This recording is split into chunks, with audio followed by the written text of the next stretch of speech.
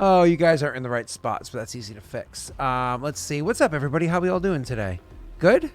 Good. Oh, there we go. I have to... Oh, of course. I just screwed everything up. There we go. I think now we're good. Nope.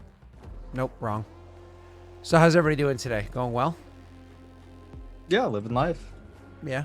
Yeah. There we go. That's where it's supposed to be. Cool, cool. So, sorry, we were just chatting on the side about poor Nick had to deal with a fun situation earlier. If you want to explain that real quick, Nick. Just basically explaining that both Santa and Jesus aren't real to a 9-year-old who was devastated. The Santa part, but there's context to the second one.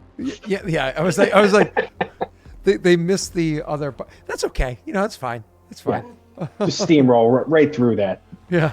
I've offended enough people. That's okay. But you knew that all along, right, Sal? Listen, I'm just saying, y'all weird for celebrating this one dude's birthday, okay? For like the last couple thousand years. Mm-hmm. That's all I gotta say, okay? Jake, did you know? Or like I don't want to upset you. What do you mean? Santa doesn't go down under. Yeah. He lives on the North Pole, not the South, okay? Yeah, it is weird that they have Christmas in like the summertime. Like it's a little weird. Yeah, like Santa would die of like I think it's like weird to have it in the winter. Even though all Christmas movies are depicted in the winter. It's like I'm dreaming of a kiddie pool Christmas. Like and we have like snowy, Christmases is what it always is, right? Except I don't get snow during Christmas ever, so like, that's a fantasy too. But it's colder. You can at least be like, I see how this could be a thing. Like, not for me, but, for the better people in the world. Like me. Oh. No, listen, we can have East Coast supremacy, okay? We don't have to fight amongst ourselves.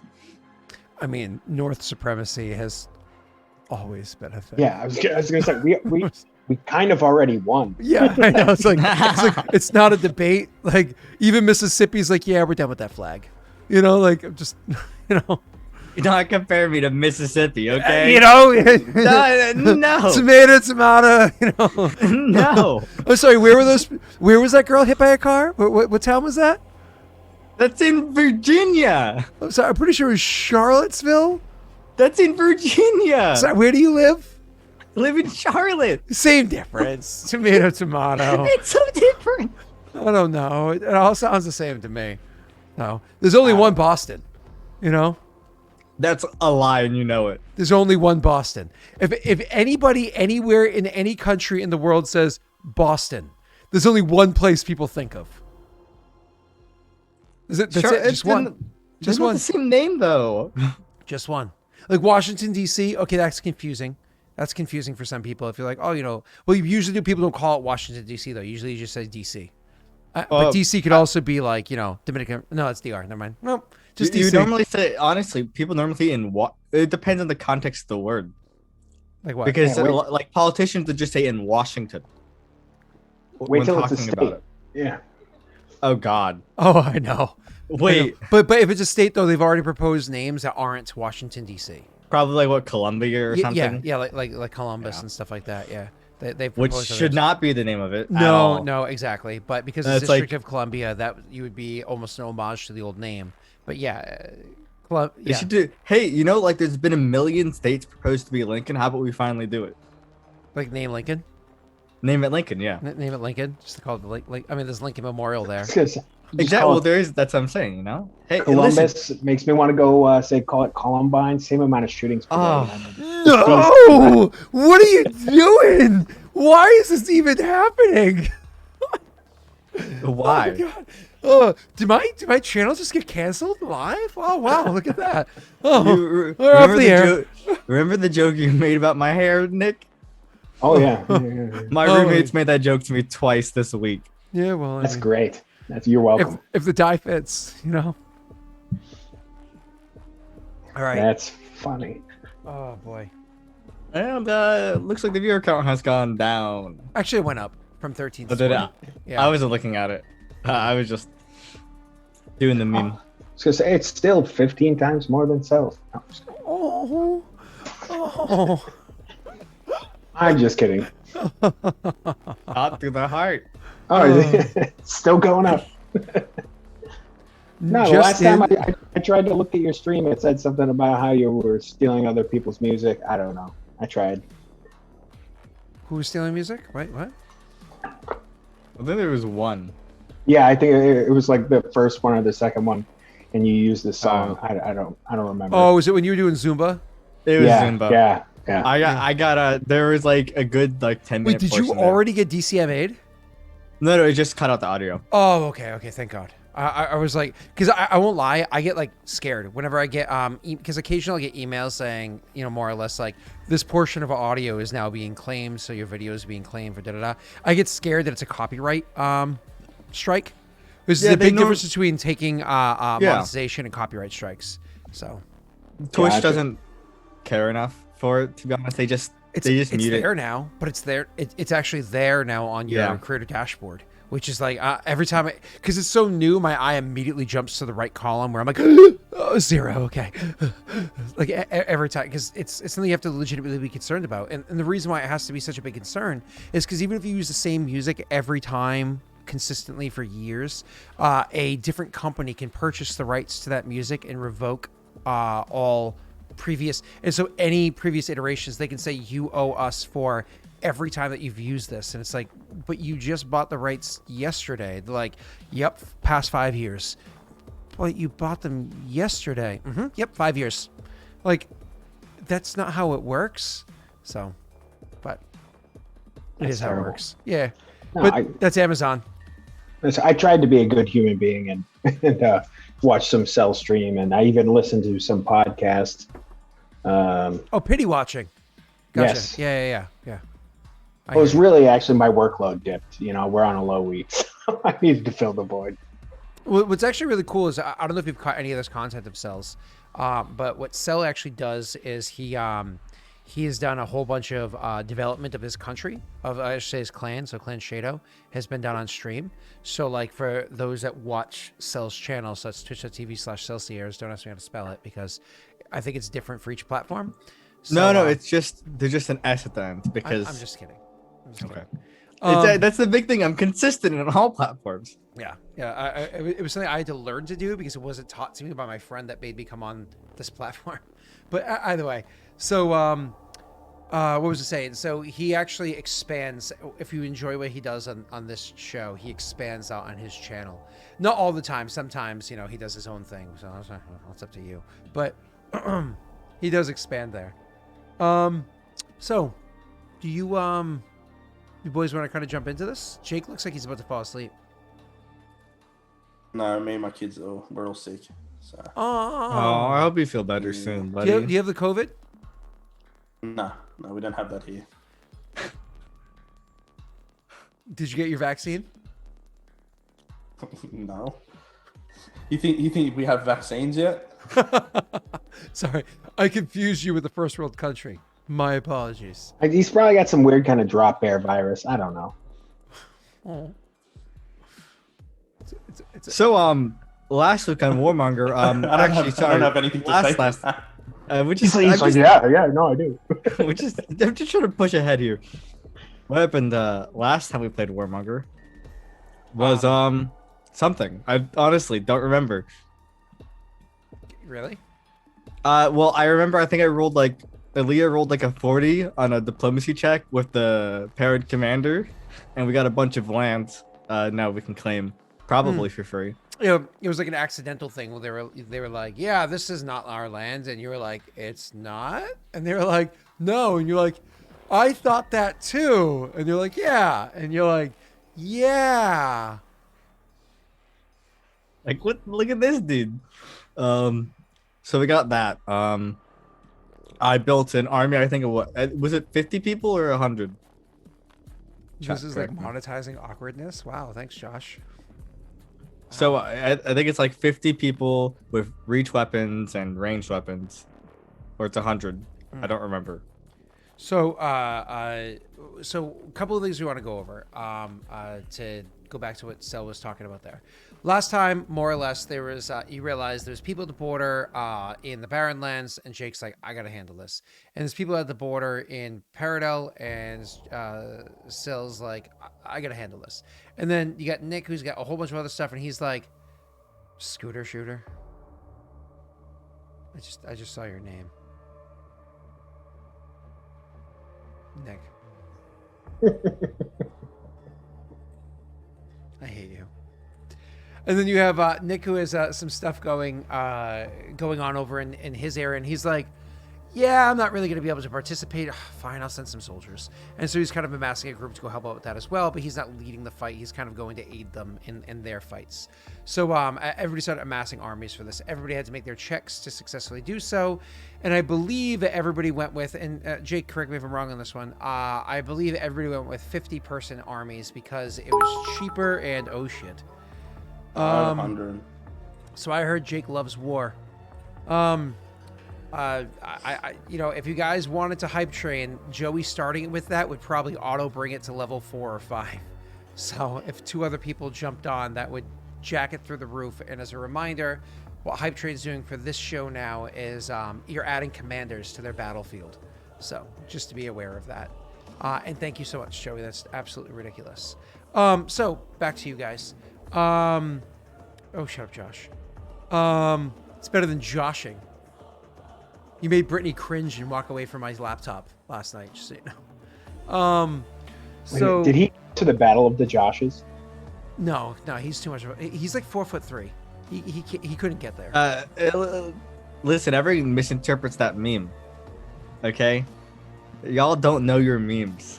Listen. There was a legit It's this guy's Josh name. They're all Swain. Josh Yeah. Swain. Yeah. I know. Okay. So Yeah. But nobody I'll fight knows Josh's last name except for me. So True. we can just assume that his last name's Swain.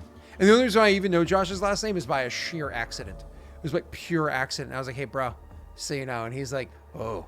and I forgot it because I have a terrible memory, but I can tell you exactly what it is. Short. Swain. I believe it. Anyways, so back onto the game. You guys are amassing the groups. So this session, we're hoping to actually do that full-fledged combat. 3 out of the 4 of us have actually read the rules for this to be much more readily available prepared to do the combat. But I want to kind of go over some of this stuff to see what you guys like, because you have to interpret the rules alongside us and so on and so forth. So let's kind of like dive in from here. Each of you made armies of 50 people. One of the things I actually wanted to point out for you, I don't know if you guys were aware of this. I have 100. Oh, you did do the 100. Okay, this is why I said I Jake, wanted correct me if I I'm wrong. wanted 200, Okay. but I couldn't get the 200, so I dropped it to 100. Thank you again, Snaga. Unfortunately, you can't do it by yourself. I'm so sorry. So you Jake, so all of you, did you know that when a group actually is defeated in combat, the percentage of people that are killed or that actually, so if it's completely destroyed, disbanded, whatever it is, that flee your nation, not only does that reduce the population of people in your nation, it actually reduces the population of your readily available soldiers for the year. So like if you have an army of 200 people and it's like decimated and like 20% of your people are dead, that's 40 people removed from your available soldiers that you can actually pull to make an army out of, which means I have to actually update your spreadsheet to appropriately reflect that. Isn't that crazy though? I mean, it makes sense. It does, but like we didn't represent this in because this wasn't the core rules. This is the expanded one. We didn't do this in Kingmaker, which meant like an army could be like, we lost 1,000 people, give 1,000 more. You know what I mean? And now you can't just do that. Like there's limitations. So I love the idea of that. Yeah, that reminds me. I'm working on a addition to the spreadsheet to facilitate the auto calculating for armies. Taking a lot of work though. Ah, okay, cool. I've been working on it, but it's been slow. So let's kind of jump into the creation of these armies, who it is that has what. et cetera, so we can actually jump into the combat itself. Because you've all formed your armies, but who it is that's leading them. Each one of you are going to right off the bat get kind of like a single like leader, unless you're sending your general in, which sending your general in has a lot of flaws and perks to it. Flaws being, God forbid, you lose your army and you lose your general, you lose your general, which could be really bad. So, kind of jumping into it, do you want Shake and everybody else, do you want to who wants to go first for making their commander of their army, or are you just going to use your general for this combat? I think we actually RP'd that my general is supposed to be going because it's something to do with his. That's right. Yep, you are correct. Yeah. So that makes sense for you. And I think Cell also decided he wanted his brother to go specifically. If my brother wants to go, he can go. Your brother would want to oversee something so grandiose because this isn't just a battle with another clan. This is specifically a Paradel. But then again, he's also a very hands-on person, so you have to reel that in from time to time. Yeah, but Tesla's not good at that. So That's up to you, Broseph. So, yeah, he would, whatchamacallit? Yeah, his brother would be going because Tesla would be like, do you want to go? And he'd be like, yes. And then it's like, go for it. Okay. If that's what you want to, do. So the, what was I gonna say? So, and then Nick, would you send your general, the Perrin woman, to lead the army, or would you send some lieutenant? Probably a lieutenant. Okay, so it's just you that has to have something prepared. But for all of you, we have to prepare your characters. So if you actually open up the what's it called, Ultimate Battle book, I'm actually gonna pull this up on stream for everybody in just 1 second so we can all see it. Give for me 1 moment, please. Let's switch over to this overlay. And on this overlay, we're going to do this one here. I have to pull up that thing. That thing.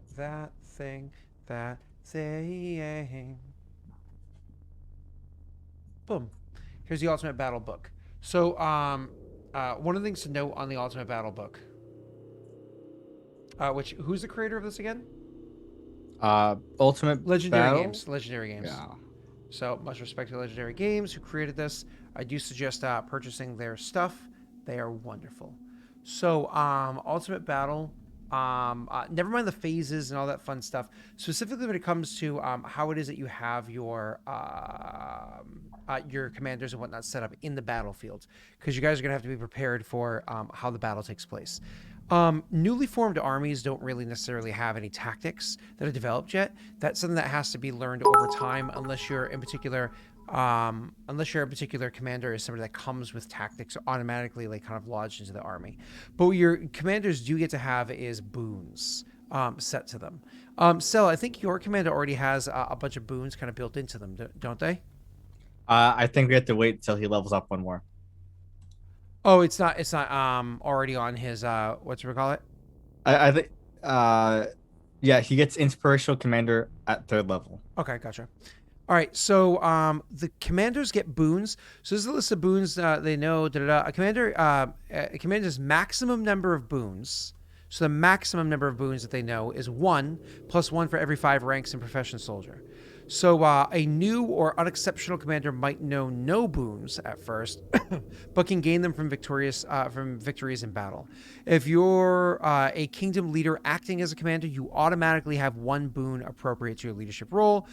See below. The commander must be active with an army to grant a boon on morale checks or a boon to the army. Being active requires you spend at least 3 days per week with the army. An army without a commander, whether because the commander is dead or because loses 1 morale point. Don't worry about that part. You may offset this. All right, cool. So there are a bunch of different types of boons that can exist.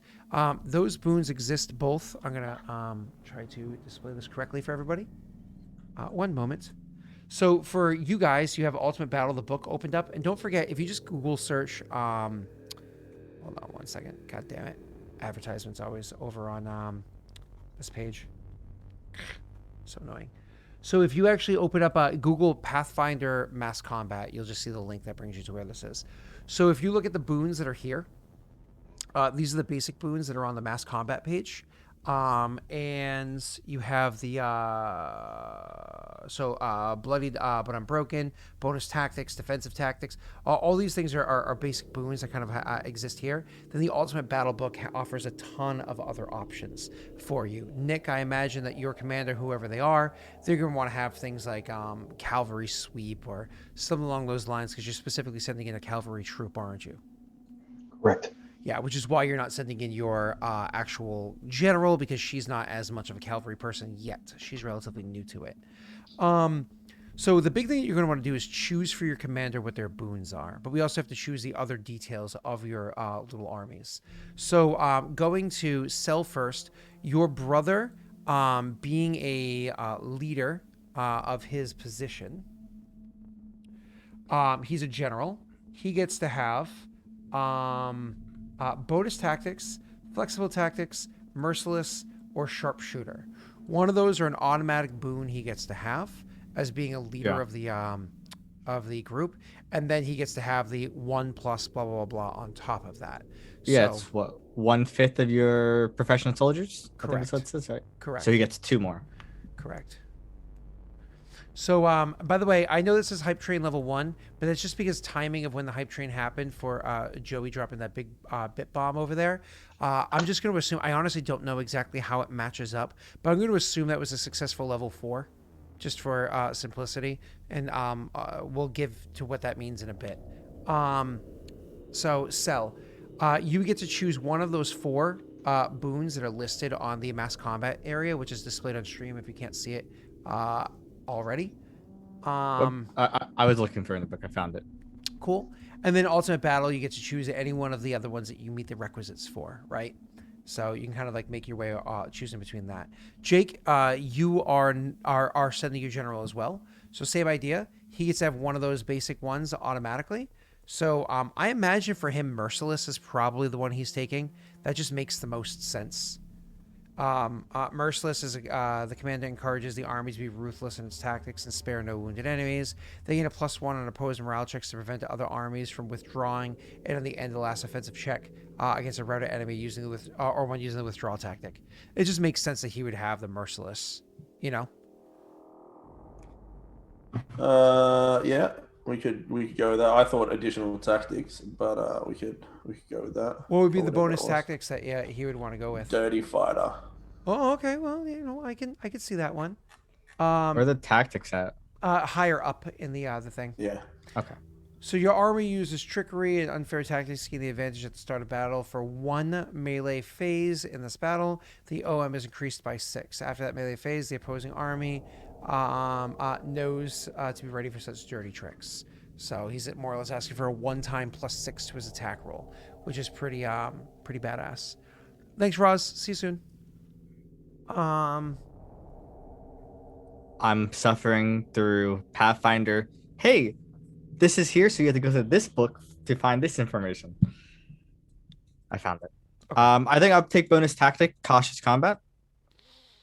Cautious combat. Decrease OM by 2. Add +2 all morale checks. Your army fights cautiously in order to maintain morale. Oof. See, while I generally... That's a weird ad. While I generally don't mind the idea, I think doesn't your character already have huge boons to morale? He has nothing more than his normal modifiers. Oh, he doesn't have the... So next level, when we level up to level 5 or 6, yeah, he'll be level 3, and then he can get a bunch of other stuff. Gotcha. Okay, I understand. So cautious combat makes sense for him too. Again, I will take that as the choice for that character. That just makes sense to me. It was that or full defense, but I don't think he's like super full defensive. He's more of like cautious advance, right? Is what I see. But actually, I'm seeing if that's actually better. That might be worse than other options. Well, I mean, because you're taking a -2 for a +2 on morale checks, but the thing is, it's consistent -2. And to have a you could choose to take a -2 to use that tactic to get a +2 on all morale checks. That's really good if your army is walking into a battlefield low on morale. That'll help keep them rather consistent. You know what I mean? Yeah, I'm just looking at, because I was looking at flexible tactics. Flexible tactics is the ability to kind of like change. So when you're looking in the Oh. Ultimate Battle book, Understood. that's the big thing here. When you're doing your strategy, so it's during the tactical phase before you roll a tactical initiative, you have to choose strategy and tactics that you're going to use. So when you look at flexible tactics, where's flexible? Sorry, I'm just reading this for everybody in chat to hear as well. Yeah, I understand what you're saying. Though, Where's flexible tactics? Sorry, it's an Ultimate Campaign. Ultimate Campaign. Yes, that's what. So, a lot of things in Ultimate Battle reference Ultimate Campaign as that has the original stuff, and then everything news in Ultimate Battle. I don't have Ultimate Campaign open, but I know flexible tactics is a thing that exists elsewhere because we had that. It's a +5 to changing tactics during combat. Correct, because we had somebody. I think Leon Yeager had that before, which I thought was just a +5 to morale, but now that makes sense. Yeah, I'll do I'll take the tactic for the cautious combat. Yeah, which kind of makes sense for that one. Cool, and then he also gets the one more for just 1+ blah blah blah blah. Correct. So he has 2 total. Well, is it 2 total, or is it 1 and then plus the 2 he gets from his 10 professional soldier? He doesn't have a 10 professional soldier. Is it based off of ranks? Oh, it's based off ranks. Correct. Makes sense. I'm gonna I have a question about profession soldiers. I will get back to you in 1 second. Boons is 1 plus for every 5 ranks. Yes, sir. Back to you. All right. I remember when my general was created, and we've spoken about it since. We talked about profession soldier, like he wouldn't have that, right? Which makes sense. But he's also been a war chief, which I think Nick actually has the profession war chief, which can be substituted. Correct. Right.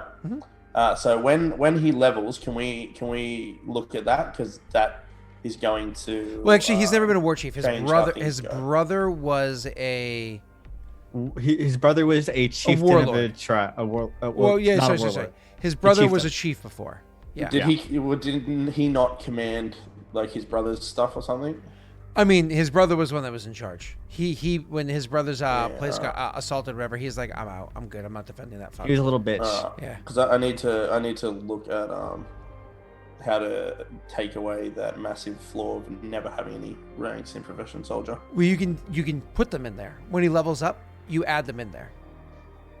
Yeah, because at that point he just had a lot of experience doing it, right? Correct. So I get one more boon. Correct. So Jake shows the first one being the extra tactics, and for the tactic he chose Dirty Fighter, and then he also gets one more of his choice. And then Nick, this is also over to you as well. Your commander is going to have one tactic of choice walking in immediately. So I don't know if you had, boon of choice immediately. I don't know if there's anything there that you liked. Yeah, cavalry expert is what I'm going to take. That's the default for all my units, I think. Isn't cavalry expert a tactic as opposed to a boon, or is that a boon? So they changed it to a boon in Ultimate Battle. Perfect. Makes perfect sense. Thank you, sir. All right, so tactics are an option. Options that. Army learn them by victories. An army can know a number of tactics equal to half its ACR, minimum 0, but they have to successfully win combats to learn tactics. So that's that whole bit there. All right, cool. Okay. And so I want to read what cavalry expert is. I see cavalry sweep. Oh, I'm in tactics. That's why I got to go down to boons. What page is boons on, Nick? Do you recall? For which book? Oh, Commander Boons. My apologies. I'm good.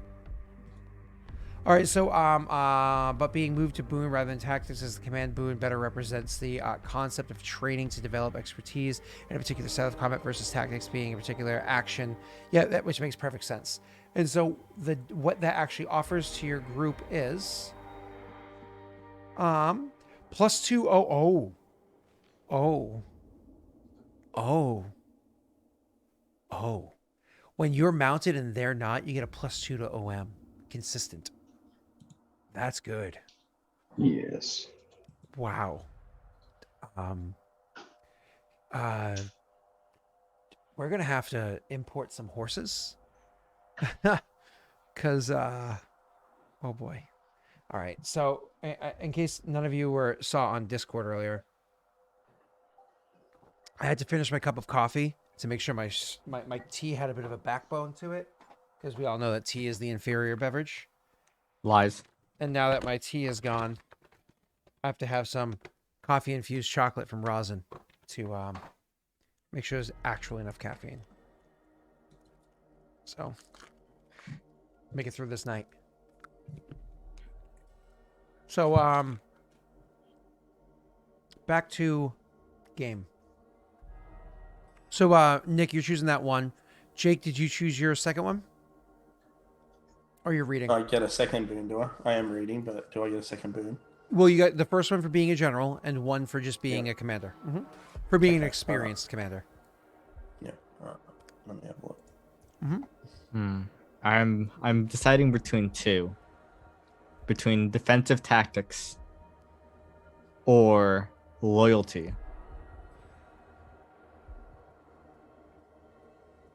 Loyalty. Oh, yeah. So they changed loyalty in Ultimate Battle a bit for the requirements. Instead of leadership, it's charisma 15 or higher. And Jake, I kind of see a really cool moment in the game.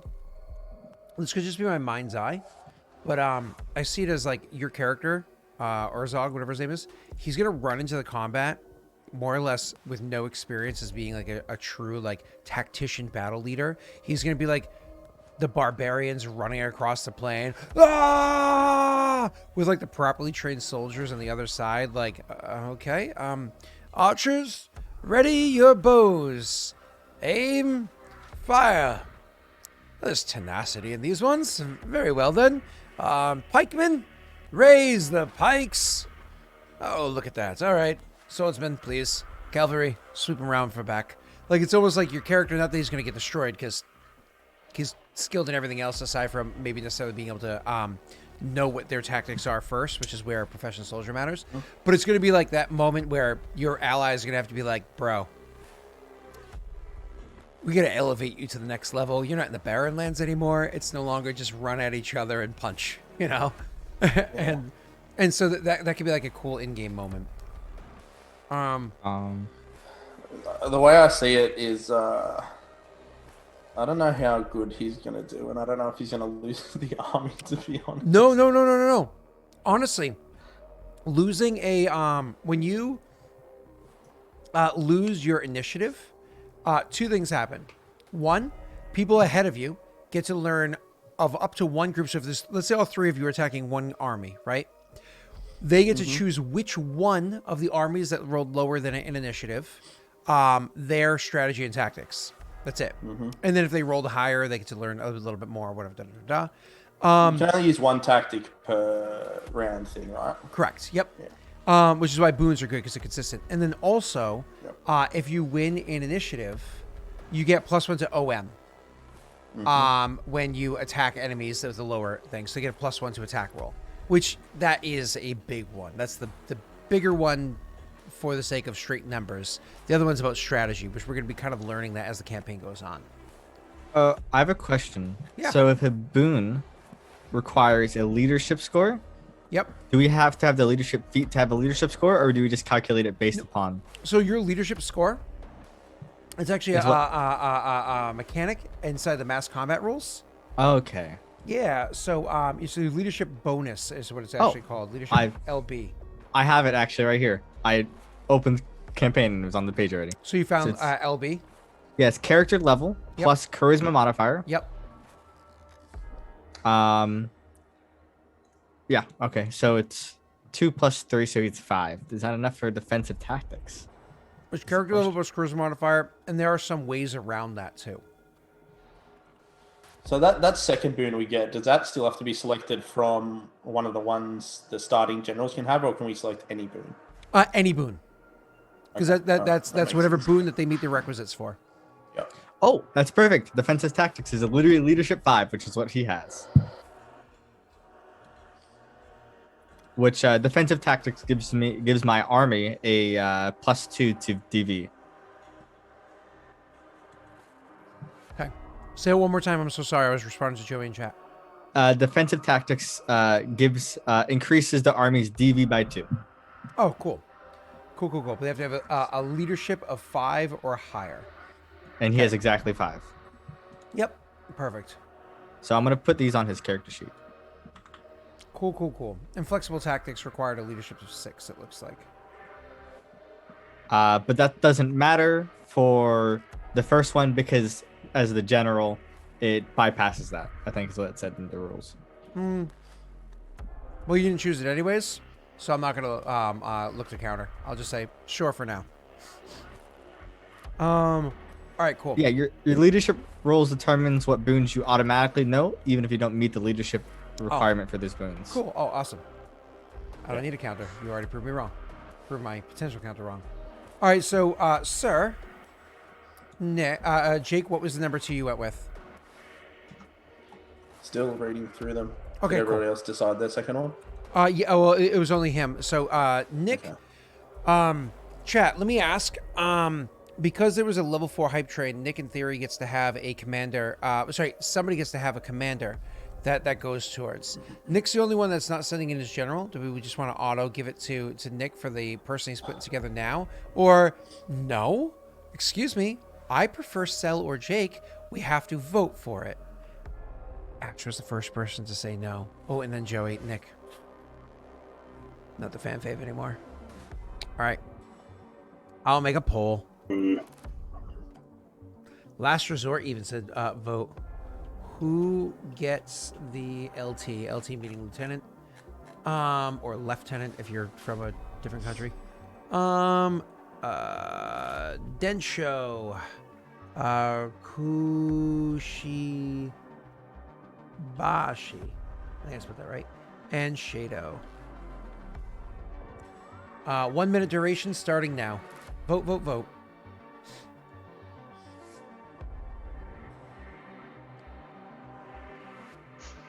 All right.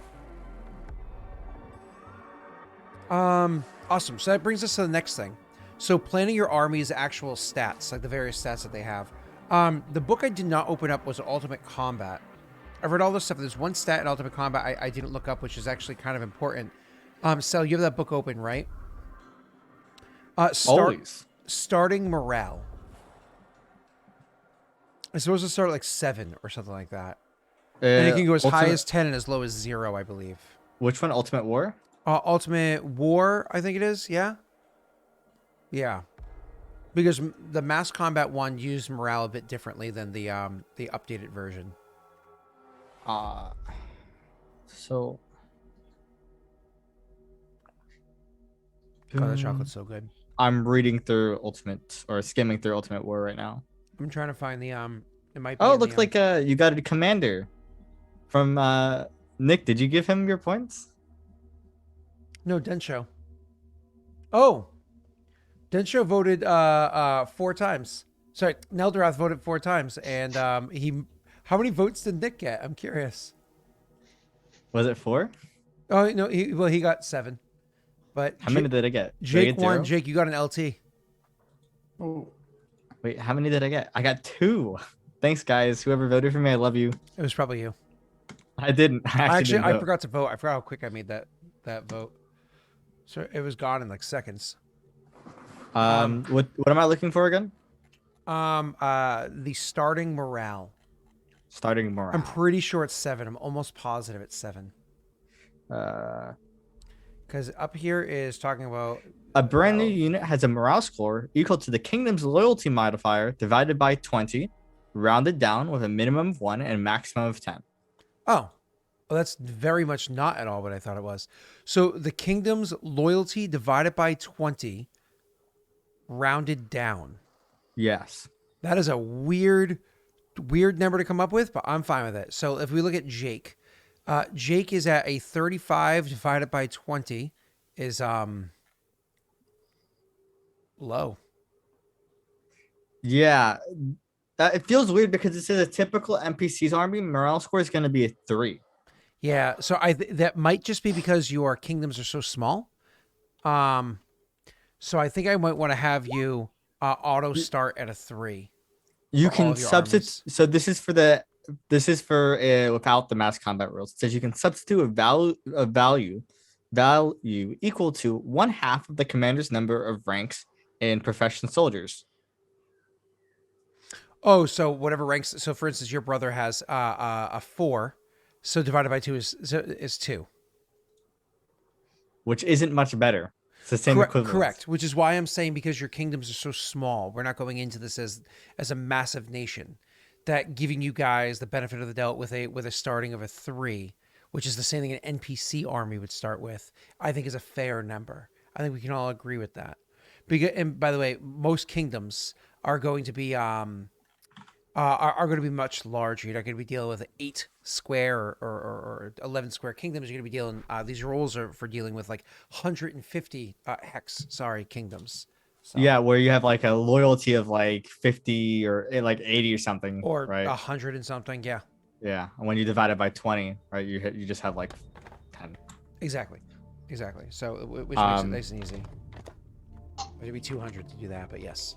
But yeah, I think that's fair to just say we because like if a typical NPC army's morale is 3, it makes sense for ours to be higher. Correct. I am genuinely fine with that, and I think The chat is unit's fine morale with it as well. score modifies its morale checks, adding the leadership bonus of its commander, and an additional +2 if the commander is a PC, and a +1 if it's a named significant NPC character. Talking about the morale. That's when we're rolling morale score. Mhm. So the morale score is morale checks are morale score plus the leadership bonus +1 because if they're a significant NPC. Mm-hmm. Then I'm gonna take the boon and live off the land. I mean that makes sense. Eat. Well, you need everything. leadership scores to do a lot of these, and Zolga does not. Here's a He leadership needs score. to take another. But he needs a higher one. He needs to take that might makes right feat, which changes it to add strength rather than charisma. Oh, gotcha. Yeah. Because he has natural which will ruler get for next strength, level. but he gets might makes right. Yep, you are correct, sir. Yeah. And that'll So- vastly change it for you. Yeah. Yeah, so I think I'll just go with live off the land because that could come in handy a lot later when we're fielding bigger armies. Yep. All right. Cool. I won't lie. Live off the land is really good. Especially for like the barren lands too. Mm-hmm. Like, or anywhere, because of the consumption. It keeps the consumption lower. Cool. I love it. All right, back to this. So Nick, level 4 hype train. Your character, the NPC can't be too terribly powerful. We're not talking about we're not talking about somebody who's a potential leader in your government. It's supposed to be somebody who's a good commander, right? So I like the idea of this being a level 2 leader who is not. We're not fully statting this person out as of right now. I don't think we ever have to fully stat them out. Because You just need to stat their charisma. That's it, and dex. I think. well, that's almost what I was thinking. It was like it should equal almost like what their modifiers were. What I've been doing is level 1 hype train is level 1, level 3 is level 2. So 1 and 2 is 1, 3 and 4 is 2, and level 5 is 3. So I almost feel like, oh, that's a level 4 hype train completed. That counts as a +2 charisma modifier. That's what I was fair. thinking too. Yep. So, well, first of all, Nick, let's kind of like put some imagination to this. We're allowing you to create them. So your lieutenant, no, not you. I keep saying you, not you, Jake, not you, Jake. Oh, and you know what we should do too? Is because you guys all have basic commanders as well. What should the raw basic like generic score be before we do the hype train ones? Like you should have a charisma +1. I would say they would have like a leadership score of like a 3 maybe. Yeah, probably a level 2 character with a charisma of +1. So that would give them a morale of +3. Mm-hmm. Yeah. I think that makes sense. Yeah. So Nick, you would this is what you want to write down for details wherever it is that you're writing them. Leadership bonus 3, charisma +1, and boon is 1 for whoever they are. The hype train, what that does is this just adds 1 on top of that. So if it's a level 1 or 2 hype train, that means that the charisma is a 2. If it's a 2 or if it's a 3 or 4, charisma 3, and if it's a 5, then it's charisma of 4, which is like a huge number. It's like a +4 for that is huge. That having an 18 charisma is massive. Mm-hmm. They'd be almost as charismatic as Tesla.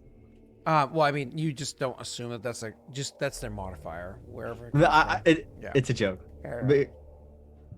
But I'd be a great commander because of my like charisma being so high. but back to the actual thing. So you guys have the your boon selected. None of your armies have tactics, correct? My army I do. doesn't, but does. Well, you do because you chose bonus tactics, right? Yes. Mhm. Yeah. So your boon just gave you a bonus tactic. Okay. Now, this actually kind of bugs me. Who chose? I suppose who chose a to have an elite army versus a generic army? I don't think any of us did. It was too expensive. Okay. I was gonna build 50 elites, and then we went through the numbers, and then it was like, oh, Okay. I was gonna say elites I would automatically give a tactic to. So I think the 20 because each kingdom has level 20, 5 plus 3 leadership feat. They don't have that feat. Oh, gotcha. Yeah. They definitely don't have that feat yet. All right. You guys good with all of that? Good? Cool. Now it's a matter of actually building the armies themselves. Did you guys actually put together your army stats yet? did it last time, but Didn't write it down? I did not, which I is have bad. not. Brad pack practice on my end. Was this on okay, so it's right no, that's cost. Is that in battle or that's not in battle, it's the other one, isn't it? I think it's in war. Yeah, I'm pretty sure it's in war. I have to open up that book. 1 second. I went to look through the stream VOD to find it, and I couldn't because I couldn't bear my voice, so I gave up. You're gonna have to get used to that, buddy. One day. You have to get used to the cringe voice. That's how Yeah. it goes. Everybody hates their voice. You just get over it. Sorry, but like it's just the way it goes. All right, so No, I'm in Ultimate War now. Oh, I don't think it is Ultimate War, is it? No, I don't think it is now looking through it. Yeah. I mean, Ultimate Oh. War offers a couple new boons, which is nice, but these are all more like magical stuff. It's not, yeah, and combined arms, yeah, no. Oh, interesting. Yeah, combined arms is nifty. I actually like those rules, the combined arm rules. We're just not integrating those yet because it's a little bit too complicated at the moment. But combined arms is adding a whole new tier of like kind of like breaking your army up into little chunks. All right. It looks like the leadership bonus is different in Ultimate War. If you cared for that, but I'm not sure how it works. I don't think it matters too much. Ultimate Battle is the expansion on that. Okay. And so which one is the because I'm so sorry, remind me, what rule was I just looking up? We were looking at our armies. Forming them was the ultimate campaign. And what was that default charisma bonus? 1? Is that what Yeah. we said? All right. Yeah, 1. So the ACR of the army is if we have 50 people, 50 people it's CR of individual creature plus 4. For 100, it's CR of individual creature plus 6 is the ACR. Yeah, is that, which book is that? This is Ultimate Battle. Was that is an Ultimate Battle? Yes. Where the hell's that? Page 17 PDF, 12 actual book. Oh, yeah. No, my apologies. That's the CR or the ACR. Sorry, but that doesn't have that doesn't have their attack and their all that other stuff. I'm gonna assume it's in this book too. Because what was the ACR of your armies? Because we decided those. I think what we said it was like a CR of 1, right? Was the Just a second level- standard soldiers, second level fighter, or second level which barbarian. is a CR of 1. So if you go with a group of 50, that's It's ACR of 5. And then Jake is ACR of 6 Okay. or 7. ACR Yeah, 7. ACR 7. Yeah. Ooh, I should write this down. Absolutely. Because if you go to army and you do like, let's say, I'm terrible at remembering sizes. Small is what the fact that they changed these names is so annoying. Small is considered 50, I think. So we went up here and look at a small army. It's so annoying that they did that wrong. So medium is 100, which I think is how big Jake's is. So if you looked at a medium army here, with the old rules, that says ACR of 1, which is just so annoying because that's not the new rules. So it can't be, it doesn't work like that with those books. Have to pull it up from. Is this, I swear, Ultimate Campaign, I think, is the original actual book. So it must be Ultimate Rulership, which is the... Ultimate Campaign is the one on D20 PFSRD. Yeah. So, let's see. I think Ultimate Rulership is where you actually get your armies from. Because you have to be able to get your goddamn... Because your OM and your DV is the only thing that we're trying to figure out, and then we're good. We can start moving forward. It's funny because we read the rules about how to do the combat, but forgot how to set up the armies. God, it's just That's why I set up my armies last time we were on. If you look on my sheet, I have both my 50 unit company and my 20-man platoon both statted out already. Where is it under? The tab that says army. Wait, tab that says army? On my kingdom sheet. Oh, in your kingdom sheet. Oh, my Yeah. apologies. Okay, cool. Now, whether or not I sourced those off the right book, who knows? Yeah, which was something we have to figure out, right? So, smiley face.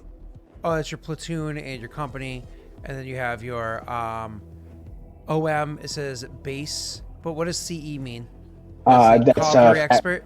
Yeah. And then your DV of 15 and your DV of 14. I'm wondering where you got those numbers from. Because I see exactly what you're talking about. You actually got that pretty fucking awesome. So you actually did a pretty cool thing there. So everybody can see that. Give me 1 second. What Nick has set up here. Yeah, it's not in this. I don't think it's in Ultimate Battle. Because it's not on the page.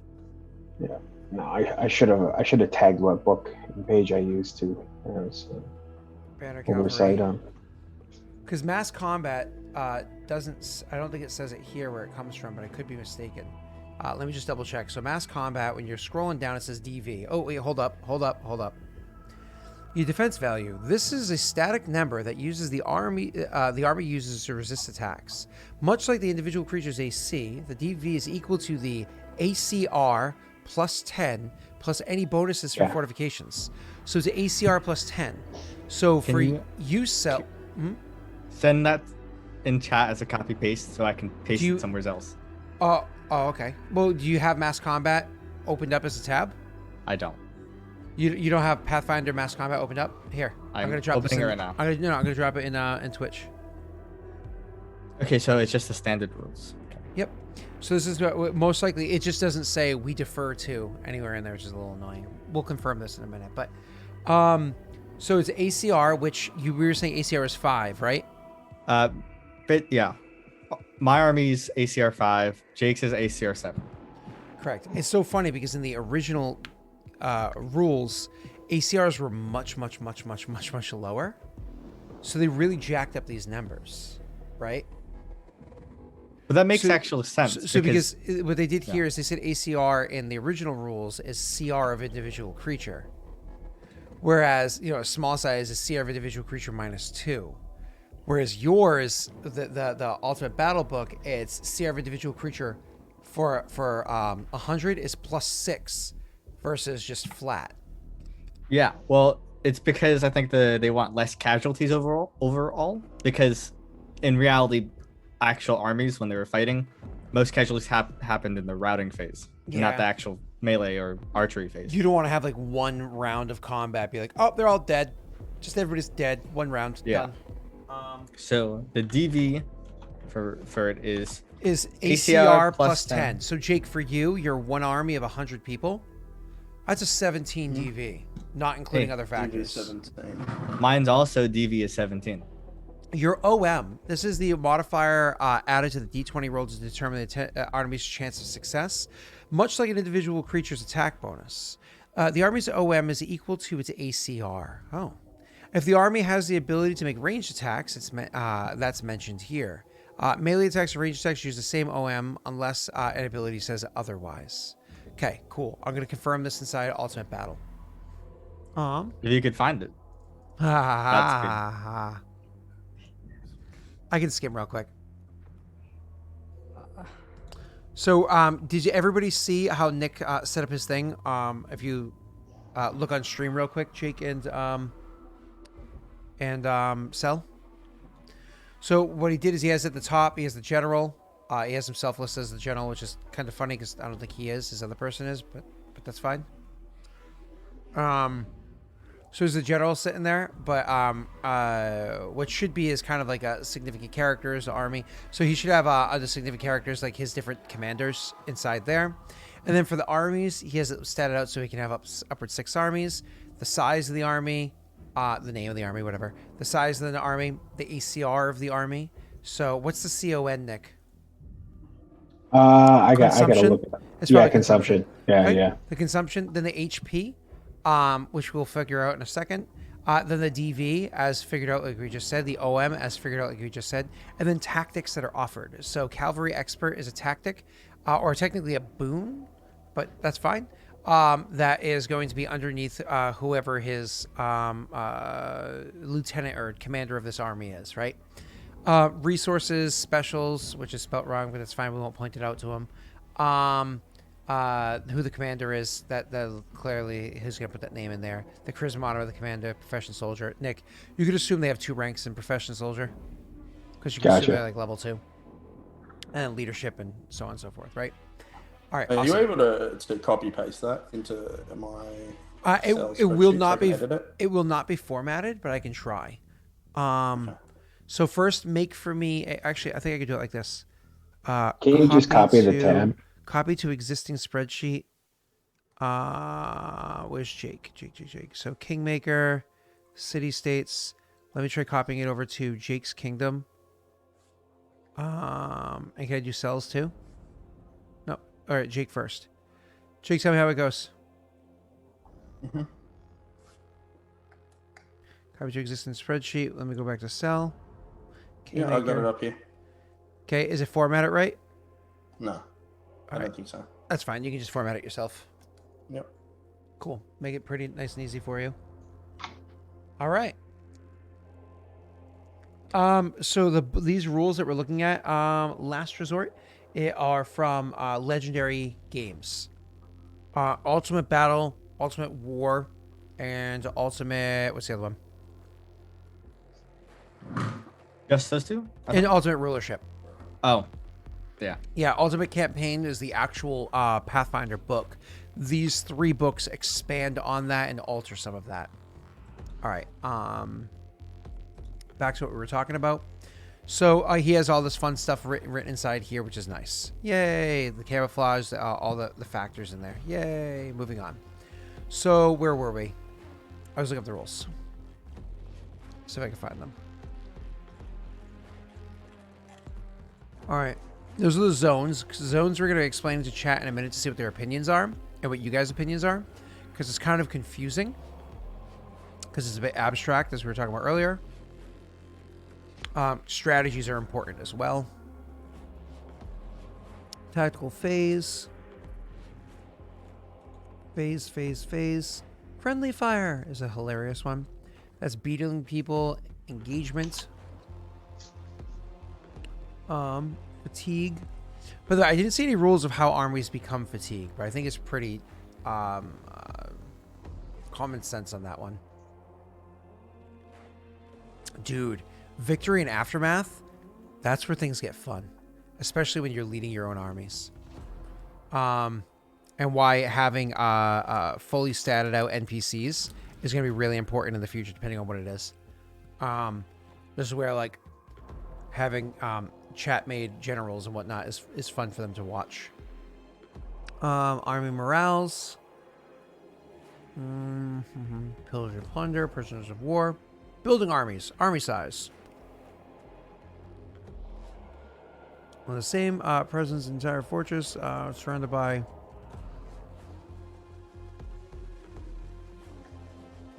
32 or 46 ogres or 11 stone giants.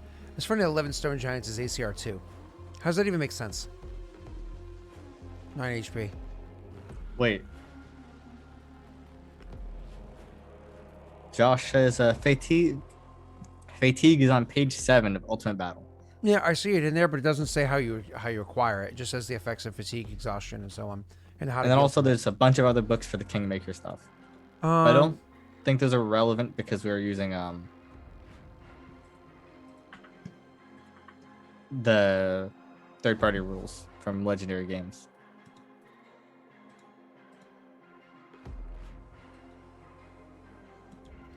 So a unit of first level human warriors is a CR 1/3 individually would have 3 times the number of soldiers, such as 30 soldiers in a squad or 150 in a company. Oof.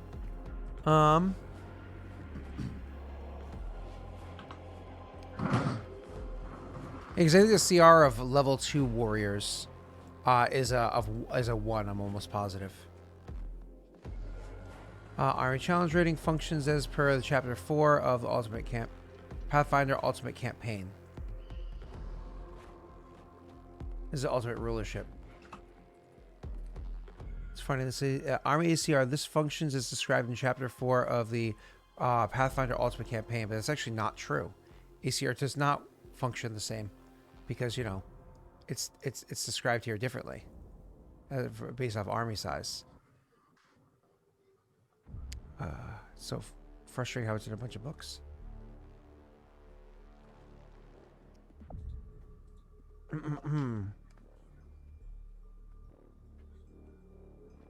What? Chapter 4.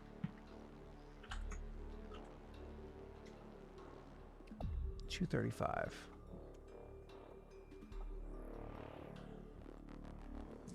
One second while the PDF loads. Okay. Yeah, so it's, again, CR of individual creature is the ACR. So this is where it's frustrating, because right here it says Ultimate Battle. It shows here army size. It's so weird. So army size. In the system where the default army size is a unit of 100 soldiers, it becomes difficult to replicate anything like the kinds of armies provided in most existing adventure paths. This is in part because it's hard to reflect the granularity of numbers based on what exists in a published adventure, but also in part because when the numbers are very small in comparison to that 100 soldier baseline, armies of otherwise impressive creatures become lower ACR. Blah, blah, blah. If an army of a dozen stone giants assaults a town with several dire bears and juvenile red dragons, with the standard rules, you end up with a tiny ACR 2 army with 9 health points. The giants, a fine ACR 2 army with 13 health points. The dragons, the giant 2. A scenario like that, however, can be interpreted as never being meant for mass combat, but as a series of combats for a party of PCs. PCs involved. However, when the same adventure presents an entire fortress surrounded by giant armies, the otherwise impressive sounding totals. Okay. It's a large number of armies, but none of them terribly effective. Any of these armies would be trivially eliminated in a single round of mass combat, which brings us to the last problem. Armies that end up very small. Battles should not be tremendous, especially...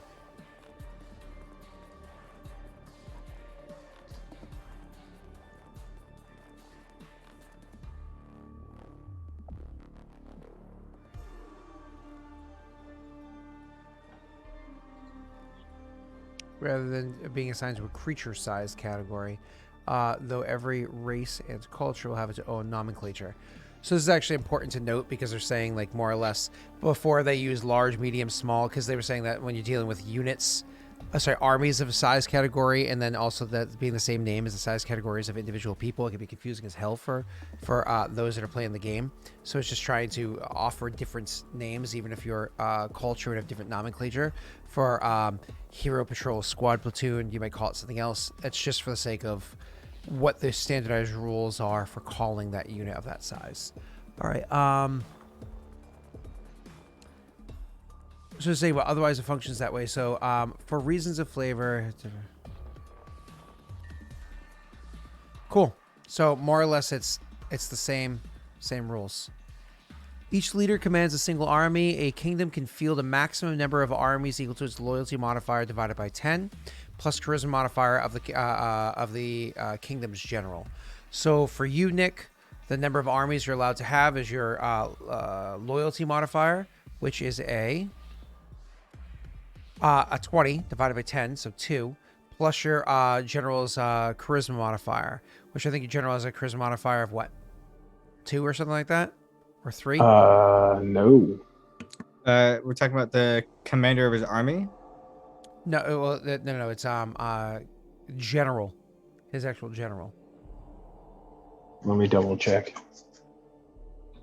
Where are you? Kushibashi, advisors, Karzug, Metahune. -1.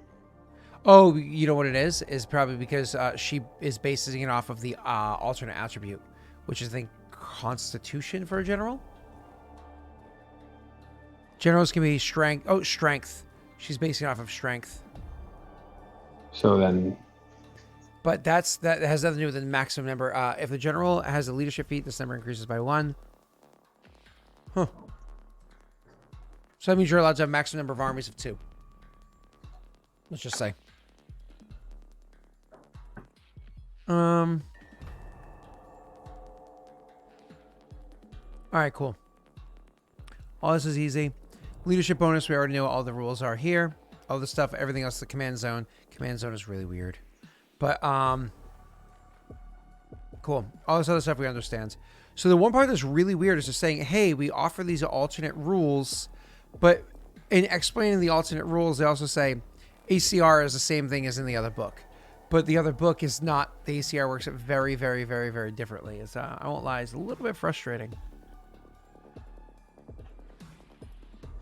Oh, thanks, Josh. I see that what you have there.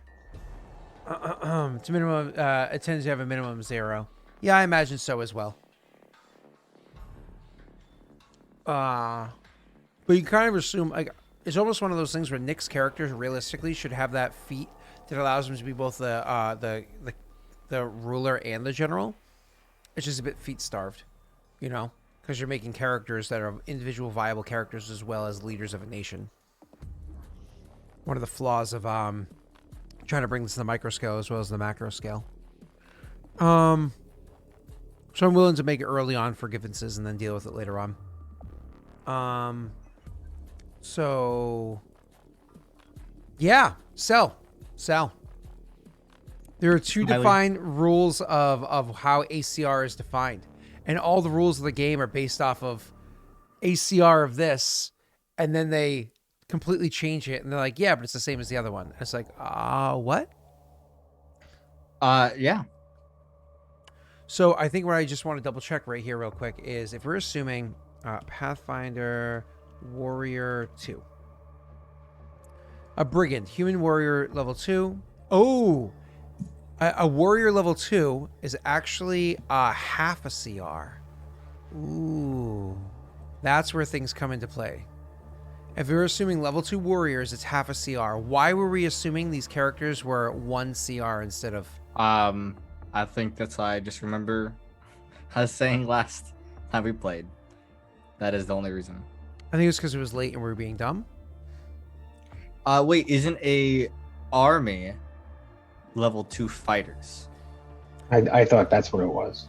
And militia are the other source of people, which are level 2 warriors. Oh, that you know what? That could be it. That could be it. Level 2 fighters are CR1.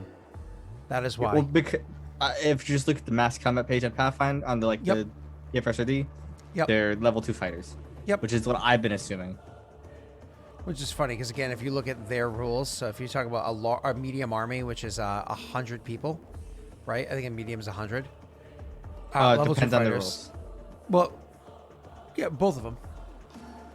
They're all level 2 fighters. Yeah. That's 100 people as a medium army. It's only an ACR of 1. Yeah, 1, which is hilarious. Whereas in this other version, we're saying it's ACR of what, 6? 7. Or 6. 7 for 100. Yeah, 7. 7 for 100 because it's 6 plus 1. So you're really jacking up the DV and the OM, but that's fine because it gives you bigger numbers to work with, which means modifiers that you apply to it are smaller, they're less extreme. Which again, I'm fine with that. I'm fine with modifiers feeling less extreme. And Kingmaker is like kind of insane. One roll would just take out an entire army instantly. Yeah, so I'm actually perfectly fine with how that kind of works out because when you make everything fluffed up, each thing is that actually it makes me happy. Cool. All right, we just kind of like work through all of that to decide it makes enough logical sense. Cool. All right, so all the numbers work out. Nick actually did it right. We just had to reverse engineer to remember how it was he did it right. Cool. Have you guys been mathing together your army in the meanwhile? Yep. I got my thing statted. Cool. On the page. Give me 1 second. I'm gonna pull you up. How do you work out your HP still? Oh, we didn't actually do the HP yet. I just took whatever Nick had on it for now because it was a 50 army, so Mine's bigger than that. Yeah, so let's actually find out how the HP is decided by the armies. So if we actually look at mass combat, HP right there is 5. I'm sure it's somewhere at the top. It HP equals the army's HP is equal to its ACR times the average HP value of 1 HD of the army's units. Whoa, okay. So if so it's D10. A D10 is 5.5. Holy shit, that really swells out the amount of health points. Holy shit. So if it's a D10, which is what a fighter is, 5.5 times the ACR. So let's say ACR of... I have ACR 5. Nick has an ACR of 5. So 5.5 times 5. 20 something. 5.5 times 5. 27. It's 27. And you, of course, round down. Round down, yeah. So it's a HP of 27. Wow. That's crazy, because again, if you look at mass combat, that is not how many health points they have. For 50? Is that his group of 50? Yep. Yeah. No, you had 5 with 100. So again, at least you don't die so quickly. It actually holds your army together a little bit quicker. It allows combat to feel more flexible. It makes it last longer. So long as it doesn't feel plastic, like, I roll more dice. I roll more dice again. That makes it fun. But dying in one hit also sucked, as Jake knows. So. We remember Rid. Poor Tesh. Tesh. There was a one roll. His army was instantly crushed. 100 people, right? Or 1,000. I think it was 1,000. That's how. Was it 1,000? Yeah, that's how the Free Folk got such a bad name. He was leading the Free Folk, I think. All right, Scott. So sorry, I'm just. I think. I've got a terrible headache right now, so just help me with this. It was, what was it? The ACR times what was HP? Average of their class. So times 5.5. Mine's barbarian. Is that different? Well, are they actually barbarians? Yes, we worked that out last. Okay, then that's actually times 6.6. Sorry, 6.5. So what is your ACR? 7. Oh, times 6.5. That's 45 health points on your army. Wow. I mean, they are barbarians. And Okay. Josh, I rolled a natty 20 and then confirmed my critical hit. And arrows do times 3 damage. And I rolled decent on that die roll. It was like, I don't know, a 7 or something. 7 times 3 equals 21. You were like a second level character. What do you expect, buddy? Maybe I rolled 8. 8 times 3 is 24. What do you expect? What do you expect? Wait, he instantly died, didn't he? No. He was brought to -9, and he had a 10 Constitution, so he died at the beginning of the next round. That's not any better. That's even worse. He got to make a Constitution check with a -9, and he failed. With a 0 mod. -9 mod. Oh, yeah. That's the rules. I rolled a natty 20 open roll. I confirmed open roll. He failed open roll. DC is 10 to succeed, right? DC is 10, but you get a negative equal to your negative health points. He had to roll a 19 Or or a 20. 20. You know. To To be fair, not- though, I had to roll a natty 20 followed by a confirmation. The odds were more in his favor than What was they were his in AC? mine. What was his AC, like 12? Maybe. But But it's not like I had a plus 10 chance to hit. I probably had like a plus 4 chance to hit. so anyway, back to the game. Yeah. He was a small size character, and he probably had like a 14. He probably had an AC of like 15. Just saying. Just saying. Okay. Anything else we need to do for the armies, right? We have our OM, DV, ACR, morale mods, HP, commanders. On where are you? Copy of army, huh? That's what you called it. So, professional soldier is 7. Actually, remember your professional soldier is your ranks in soldier. Okay, does not include skill focus, Skill focus is I always allow skill focus for that kind of stuff. so that's 5, always, I think. always do. right? Because it's 2 plus 3. Yeah. Yeah. I always allow that one. I don't know where his other 2 come from. Must be class. Which, assuming I always include skill focus because it's such a good one, that means technically speaking, you would get another boon too, wouldn't it? You get one for every 5 ranks. So technically speaking, you get one more boon. But that makes sense because this is like, He's been he's raised. that guy. Yeah. He's the Whereas Leon the others Jaeger are of gonna the come in East. there. Yeah. He's the Leon Jaeger of the East. Watch okay? him die now. Don't say that because it really sucks because that's like really bad for everything in the future. All right. And Clan Densho, I just want to make sure Jake has his all put together. So Jake, you have Urzog, Charisma, because next level is when he boosts that, right? Charisma. Oh, yeah. He switches over to strength. Yeah. And then he has professional soldiers currently 0. He's a knit mod. Okay. Max armies, whatever. That doesn't really matter. You actually, I don't think you have a knit mod. I think it's actually 0. Probably, yeah. And then your max armies I haven't edited that yet. is 2, I believe. So that's fine. Mm-hmm. You have a battalion. You can name it, I don't know. Yarg. ACR of 7. Sorry, I enjoyed that too much. Consumption of 2. So your HP, did you hear me, was 45? Yep. Oh, okay, it's just gray where you are, but it's probably because you have to press enter. There we go. Your DV is 17. Ooh, we make purple together. So your DV is 17. Your OM is 7. Dirty Fighter is your tactic, which is badass. Special. Oh yeah, special power. You have Rage as well. I think you're gonna tear through in this combat. You can only use Rage once. You can also only use Dirty Fighter once, but 2 rounds could be Yeah. devastating. Do you have ranged You weapons can or stack no? it, so I do. You do? Okay, awesome. Does anybody else have any questions about all the army setup details or like commander setup details that you have? I don't think I know my morale mod. I think it might be just 1. Morale is 0. let me just confirm that. Ultimate battle. Route phase. So Okay.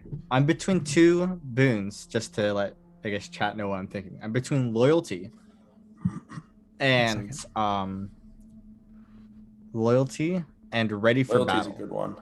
Ready for battle gives me +4 to skill checks to determine tactical initiative during the tactics phase. ooh. See that sometimes that means nothing. Sometimes it means absolutely nothing. But sometimes that's like, oh shit, they just like they're trying to pull some stuff and I get to counter that. Yeah, but I like loyalty because they change it in Ultimate. Because like one of the other tactics I want to have happen is messenger. Like it would be a tactic where you could actually send that information to one of your allied armies. You know what I mean? Like which would be kind of cool.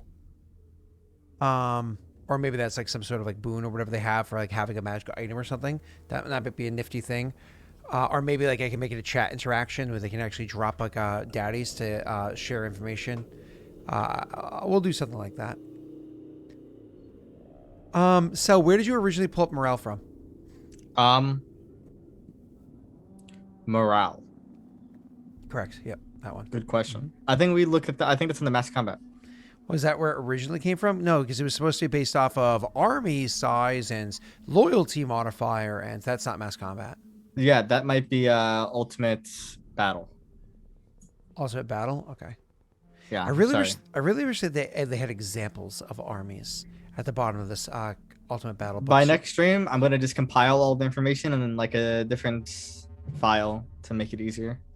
No, example armies at the bottom of the ultimate battle book to make sure that you know you did it right. You know what I mean? So, unfortunately, there isn't. All right. You said ultimate battle, or ultimate I think rulership. Where is morale? I think it's ultimate battle. No, it might be ultimate war. It might be ultimate war. I think it's ultimate war because Probably, yeah. yeah. There's commander boons in this book too, apparently. Yeah, it's page 6, PDF page 11, step 8, morale. Of what? Ultimate war. Okay, so it is ultimate war. My apologies. Yeah. I have to pull that up. And what does it say?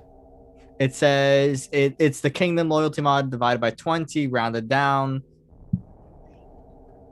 Okay, Yeah, cool. that's But where's the leader's morale bonus? That's for a different way of doing it, or the morale check. It's morale score plus leadership bonus of the commander. Plus 1 if it's an significant NPC, plus 2 if it's a PC, plus any other relevant this modifiers. This is page you said what? 6? Page 11, 6. Yeah, page 6. All right, cool. So let's see. ACR is based off of divisions. Divisions bit is the fun stuff that we have not done yet that I really want to do, but we're not doing that yet. So it's casualties, melee value, that's the MV, range value, yeah, it's all the same. Defense value, morale. So where's your morale bonus? You said it's on here somewhere? It's the second paragraph. Okay, so a unit's morale score equals morale score modifies. Oh, okay, cool. Adding the leadership bonus of its commander and an additional +2 if the commander is a PC, +1 if it's a named significant NPC character. So if they're made by chat, they're a named significant NPC character, to be clear. So for instance, your brother would be 1, Urzog would be 1, and Nick's character does not get that because it is not currently a named NPC of significance. They can gain that through like a lot of in-game play, but for now they don't gain that. So for each division missing unit full strength, when a division is destroyed, the unit loses 1 morale and takes additional. We're not worried about units right now yet, though. Okay, cool. So when you're, that's for ultimate battle. Okay. So as for your overall morale check, I think that's inside the mass combat thing. I think it's at the commander's morale.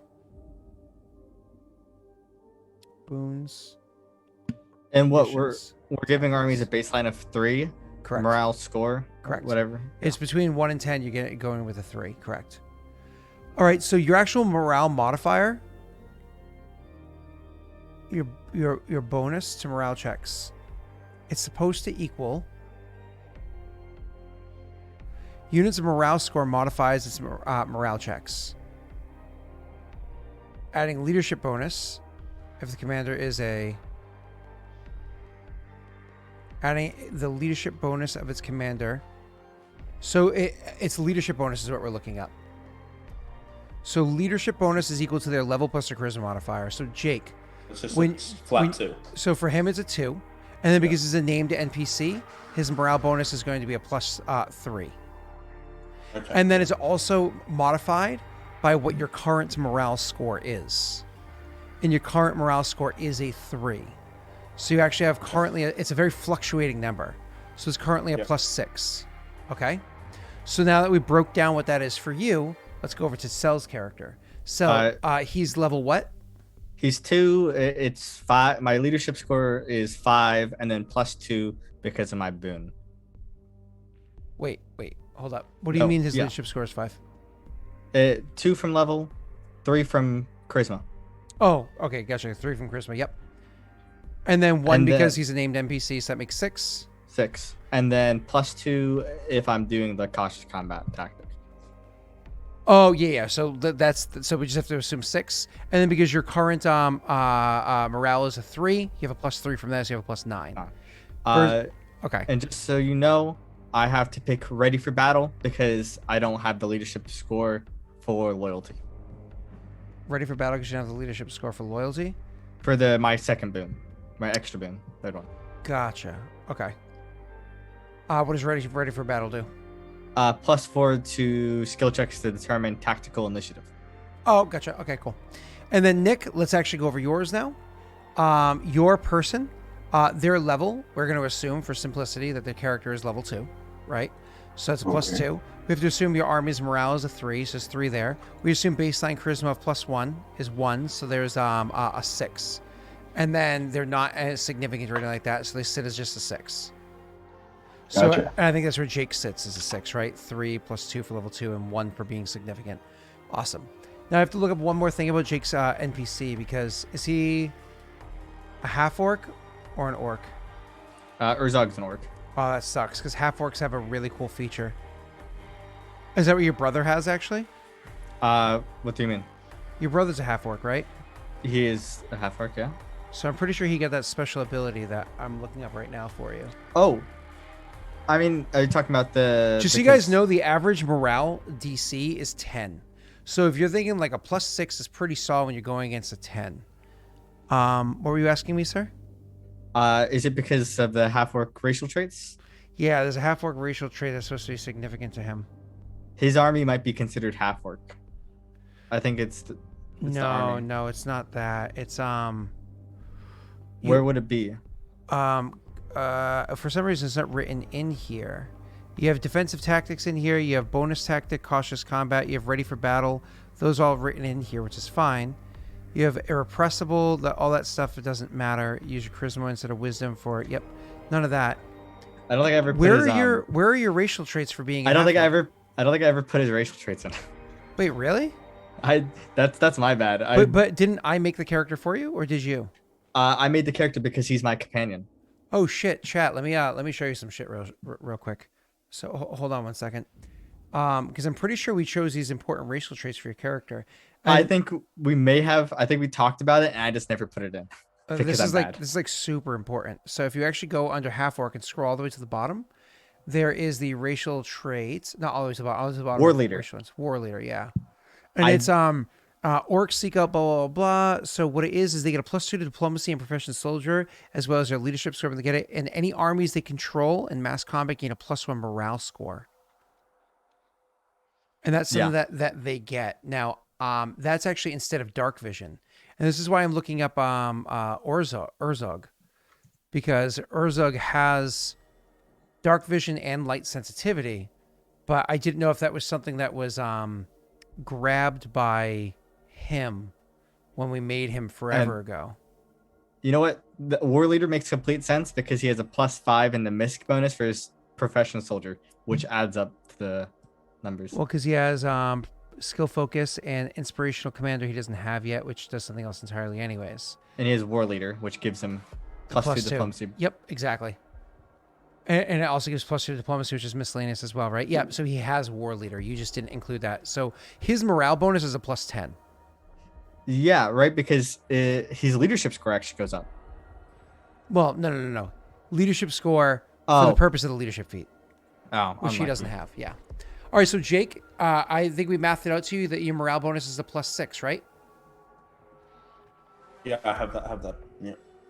And Nyx is also +6, even though she's not of significance. It's just she happens to have a +1 charisma. And then when your character levels up, Jake, I mean, I know it feels like, oh, this sucks right now. But when he levels up and he gets that feat, he's going to get a huge +5 all at once. Which is like, as long as he doesn't die, right?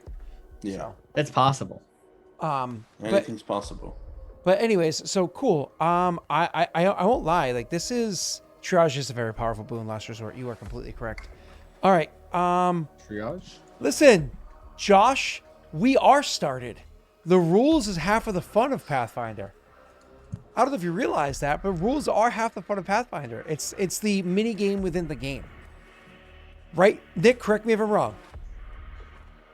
I never read them, so I couldn't tell you. You're so good, Nick. I appreciate If you. anybody ever wants to know why I am the way I am, this man is my childhood best friend, the best man of my wedding, somebody who my wife sees as a close and dear, very, very good person and friend. Like somebody who my mother has taken into her own home and, depending on the week, choose over me. Okay? Like, if you're wondering why I am the way I am, look no further. I am so red right now. You're very red. All right, let's move on. Getting angry. All right, cool. So,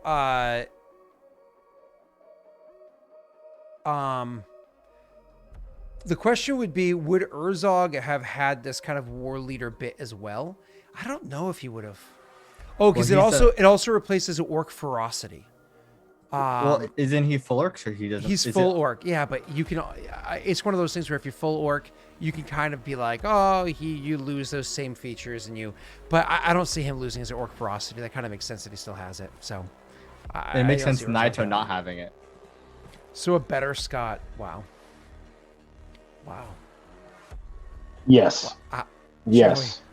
Joey, that hurts. That cut me deep, man. Jesus. Ow. I wouldn't say better, Scott. See, I don't know how low that bar is either. It's pretty low. I'm Talking about Joey. I'm taller than Nick by an inch. I'm actually taller. I got I'm an inch pretty on sure him. we're both 5'11". No. I got space on you, especially since you're balding. I win. But Scott, you always look like you're balding. No, That's it's like my it's five. now. It's my I'm sorry. 5 head. I've That was always had a really- 5 head. That was really rude. I'm sorry.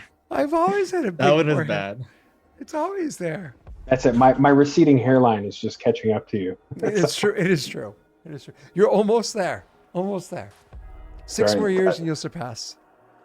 Yeah. Oh. So wait, to confirm my morale, it's 5, right? From 3 from charisma, 2 from level, 1 from war leader, 3 from army morale, Yeah. and then which is a 9, and then 1 from significant. 1 from that's just 10, and then if I do the cautious combat, it's another +2 Correct. Yep. to make it a 12. Okay. Correct. Yep. Yep. Just- Yep. Like that. okay. That's the thing, is your character's really good at morale. I mean, you designed him to specifically be this way, whereas everybody else made better characters. So. True. Yeah. I made. I mean, hold on, Jake. Did Urzog die like a little bitch inside of the woods because nothing happened? Correct. He did not. Okay, just wanted to be sure. He didn't need Cell to save him, unlike Naito. I had to step in and help out there. Okay, I just wanted to be sure. Listen. Awesome. All right, so back to the game. Yeah, you mass combat.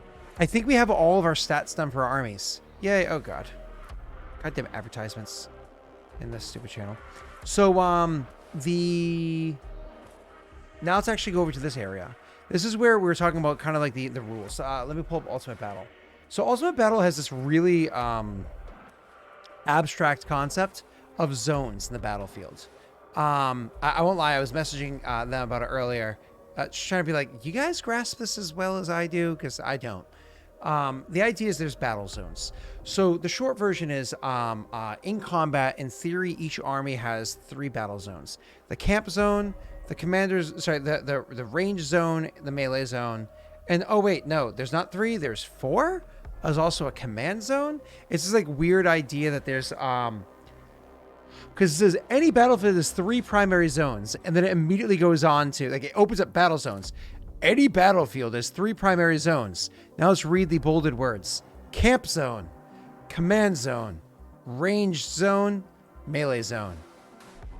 Oh wait, Well, there's 4. to be fair, command zone is a sub zone of the camp zone. So still 4 zones. Well, no, it's independent till you get to so it basically counts as just one zone, unless your army's defeated and then they raid your camp. Either And way, that doesn't. it's just bad phrasing. Bad phrasing. So the general idea is what they're trying to say is if you want to imagine it as being like a circle with different rungs to it, especially if you think of like if you ever watched me play the Fantasy Flight game Star Wars, how things work in that for like ranges of like close, short, medium, long range, extreme range. So it's like rungs, and the idea is like they want you to almost imagine a circle with all these different layers into it with a line in the middle. When you're both in the melee range, so kind of like in the centermost circle, you guys can melee combat each other. When both of you are in the ranged, or one is in melee and one is in the ranged circle, you can shoot them. When both of you are inside your own camp or command or whatever, you guys can't do anything to each other, right? That's the general idea. And they want you to almost have this like weird thing. I could totally draw a map of doing that. But I came up with another idea. And I hope this kind of works out for you so you can kind of understand it. Let me drag and drop viewers onto this. I'm going to drop the players to it so they can see it on their own screens as well. So more or less, instead of doing this like abstract, like circles with different, I don't know, things. Hold on one second. I need this to be something that everybody has control over. Is there a generic piece I made for you guys? I thought there was. Why did I think I made a generic piece that everybody could touch? It's just controlled by all players. There we go. That makes it easier. Cool. So more or less, it's supposed to be multiple zones. So as an example, I just assume Shadow has no ranged weapon. He probably does. I don't care. But let's assume Shadow has no ranged weapon. So he has more or less his camp is his flag, right? So you have the one center area is his flag. Then his melee zone is his outermost rung. So for him, he would have to, if you actually had, let's use Densho. They're kind of, don't really have much culture to them. Let's assume these two armies right here had only a melee weapons as an option. So you have their camp zone, and then they have their melee army to them. As they approach, they are not threatening each other at the moment, right? At this point, what I was kind of seeing it as is they're still not actually threatening each other at the moment because they're not able to actually attack each other. They're just kind of like overlapping. The outermost areas are starting to overlap.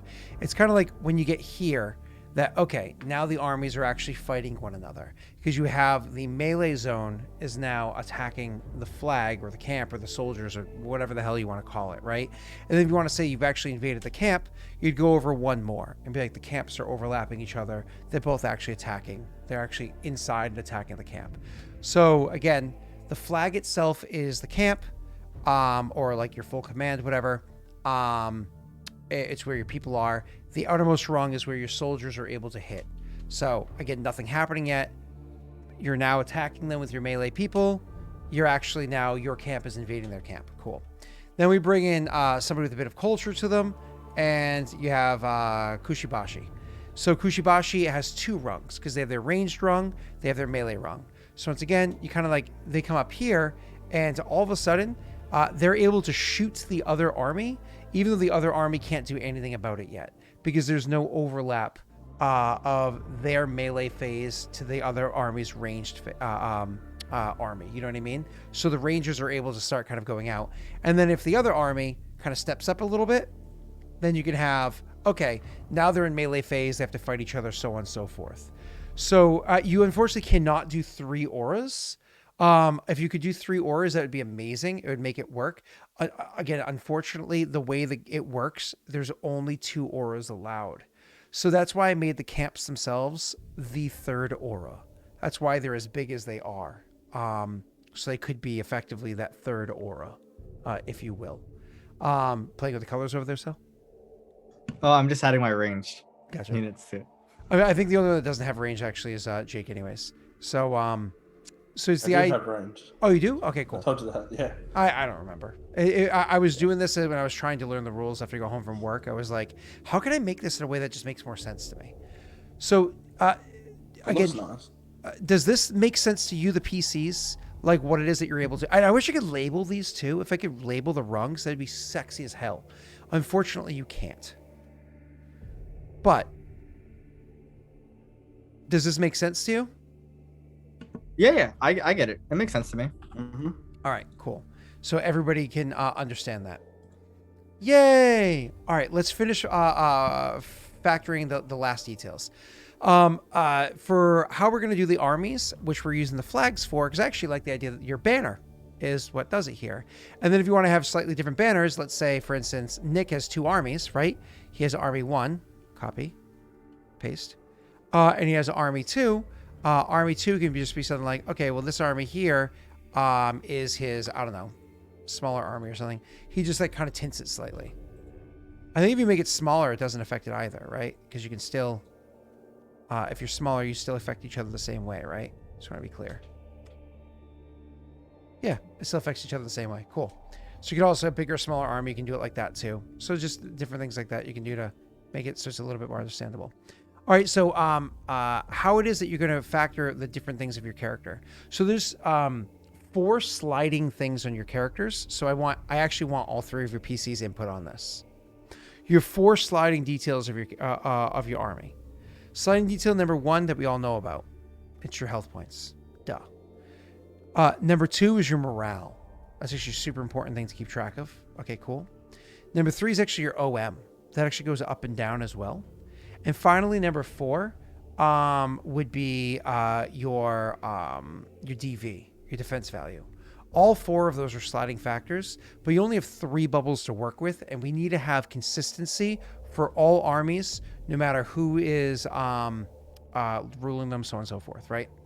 So I'm thinking to myself, HP should be red. Makes sense. Morale should be blue. Okay, makes sense. And then your defense modifier, which is something that kind of like needs to be readily available to see, should be green. But then your offense modifier, you just need to know off on the side. Does all that make sense? Yeah. I might say OM instead of morale because morale seems like it'd be changing more often than OM. I said morale. Yeah, so I was saying we should probably remember the morale because that's going to have to be different calculations consistently. So you're saying you want it to be HP, DV, OM, and morale is the one that's on the side? Because OM changes less, so having it can be more of a static number. Gotcha. You know what's really funny, actually? Oh my god, you know what's really funny? Holy shit, you know what's really funny? You know what I just realized? The colors match up perfectly. I could do this. Give me 1 second. Where is... that's Thronekeeper. Where is yours? If I drag and drop Warmonger in here. So I actually have a Warmonger like logo inside here. And I put this like, say, I don't know, down at the bottom, whatever. It doesn't matter. And I make this so it's accessible to all characters. Morale can be kept on this. Because red equals Cell, green equals Nick, and blue equals... I mean, granted, there's multiple armies, right? So it's a little bit difficult when you have multiple armies. But this, if you have only 1 army each, that could be an easy way of keeping track of. We could just have multiple ones of these. Like, okay, bigger army is this one. And smaller army is this one. So for the sake of, like, say, this right here, you would have... Nick, could you please... sorry, Cell, could you please tell me? What's the morale of your army? 3? The morale of my army would be a 10. A 10? Oh, the morale score? Yeah, it's a 3 for all of you, right? 3, yeah, everyone has 3. Okay, just wanted to make sure. I got that right. And who has 2 armies? Is it just Nick? Yes. I don't think Nick has 2 armies here. He only has 1. You only bring in 1, Nick? Yeah, I left my larger army up by my northern border. Okay, cool. So then this other one that's down here, we can just delete. But overall, we have this visual to keep track of what the actual morale scores are. And anybody can adjust that because I gave control to all players. So that would be like Cell. Just as an example, can you assume that your morale went down by 1? And let's see, I have last resort saying a bunch of stuff in chat, so I'm going to start responding to them. And Joey before that. Okay, correct me if I'm wrong.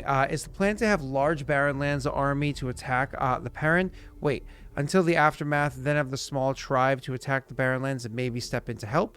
I'll have one of them answer that for you in 1 second. Camp zone also probably isn't in battle. Camp zone isn't really in battle. Yeah, it's a zone that you have to keep track of. So that's why I have the 3 different rungs there. So at least we're representing the 3 different zones with a visual idea. You know what I mean? And you can assume again, once you have camp inside camp, then you can assume that means that the kind of like you're down to that last phase. And we're gonna go over what that means in a minute. Yes, sir. Also, presumably, if they're trying to go to your camp, they're exiting the battle from the other people because camps are not on the battlefield. Correct. Yep. Camps are. Oh wait, hold up. Because your camps wouldn't be where you're fighting, right? They would have to exit the other phases. It actually depends on the scenario. Oh. So like you see how there's this like big army up on a hill here. This is meant to be representative of something that could actually exist, right? So the hills are just the map is just so we can have a cute little visual, right? But if you imagine you had a what are they called? A Barrenlands orcs up on the hill here. You imagine they don't have ranged weapons, right? So they have kind of like this is them. You would actually be going up towards their camp, which would actually be at the top of the hill. Yeah, it changes if you're defending like a territory or whatever. But like our armies aren't going to be like if they're invading our camps. That's like away from the battlefield, presumably. I mean, and like. Because it's part of the routing phase. Oh, yeah, I get what you're saying. But also, each phase is hours long, so you can assume they traveled to the camp. Yeah. So if you assume like again, Jake went from here to here. He's now shooting at them with some ranged attacks, but they're like, "Screw you, buddy!" And they come up here, so you're both engaged in melee. And then melee goes extremely well, and then Jake literally just moves to here. Again, that's just an abstract imagery for the idea that the characters is, like you said, traveled off to the camp and raided it. So yeah. So it's just abstract imagery. So I get what you're saying. Cool. All right, back to what we were describing before.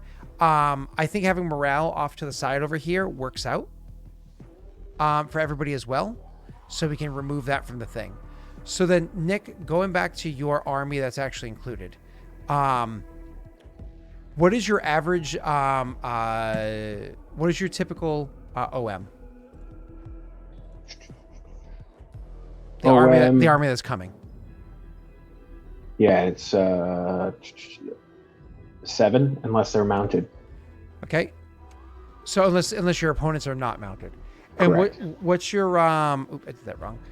What's your DV? 15. And again, there are factors that will change that. And what's your health points? 16. All right, cool. So using Nick as an example, we have his, I'm going to zoom back in over here for you guys. We have his thing here has 16 out of 16 health, 15 out of 15 DV, and then 7 out of 7 OM. Honestly, we don't have to have bars for those 3. That might even be confusing. It's up to you guys. Again, I want your opinion on that. But you can imagine, like, if he's going against an army that is not mounted, he can then have 9 out of 7 for his OM. If he's also using the ultimate battle rules, and his tactic or strategy, is to be aggressive assault, plus 2 OM, minus 2 DV, then you can actually assume his OM is going to be an 11, and his DV drops down to a 13. But the reason why I have that out of X is just so we have a quick number to reference back to when you're resetting back to 0. Back to unmodified, right? So, does this make sense for how it looks visually? And how it, like, all those fun details? Do we, like, get this? Yeah. So, yeah. I think it sounds good. Okay, and Nick, why is your army so... Did you send a small army? Is that why? Oh, correct. You sent a small army. Okay. Gotcha. So I think your base OM is a 4 then. Yes. Yes, that's correct. Okay, cool. So we'll just reset you down to 4-4. All right, and we all agree green is go, green is for attack, blue is for defense, and red is for health? Yes. All right, yes. awesome. Yep. Then everybody set up yours to mirror that, and we'll be good to go there. Okay. Yay. Okay. Yeah, you like the extra bars? Honestly, I like the extra bars too. Yeah, it might be better. It might be better for chat too, so they can more easily see it. You could put the OM in the token's name. Oh, that's funny. That's a good idea, actually, as a backup idea. I also like the tokens being in case there's different armies. So again, let's say Jake wanted to break his army of 100 into 2 armies of... Oh, I apparently I can't copy paste over there. So give me 1 second. I'll do it with this guy. So realistically, Jake actually has an army this big because he has 100 soldiers, and he has a army of what? What do you have, Cell? Is it 50? I have 50, yeah. So honestly, even though Nick's is what, 20? Yeah. Oh. It is a platoon. That is But correct. if I make him smaller than that, it makes it so it's weird for him to try to attack. Like ranges get kind of thrown off a bit. Oh no, it still works. So that still works. So we'll just make him a little bit bigger. Okay. So you can just see he's like a smaller army. So you have these sizes here. But if Jake wanted to do something like break it off into 2 smaller ones, so excuse me, copy paste. So he wanted to have 2 smaller armies. You can imagine he could name them whatever he wanted. Because Jake, correct me if I'm wrong, I'm going to name one of the armies.